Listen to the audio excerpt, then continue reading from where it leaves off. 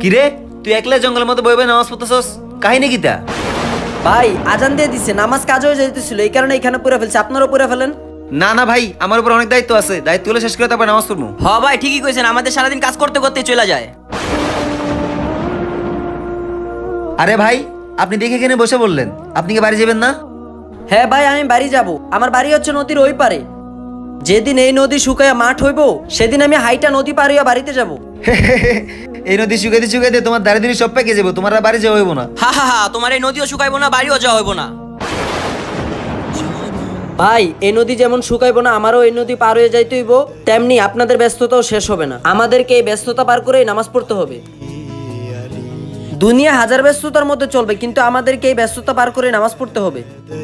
জি হুজুর, আমরা আমাদের ভুলটা বুঝতে পারছি, আজকে থেকে আমরাও 5 ওয়াক্ত নামাজ পড়বো। হে আল্লাহ, আমাদেরকে মাফ করে দাও আল্লাহ। ভিডিওটি ভালো লাগলে সাবস্ক্রাইব করবেন।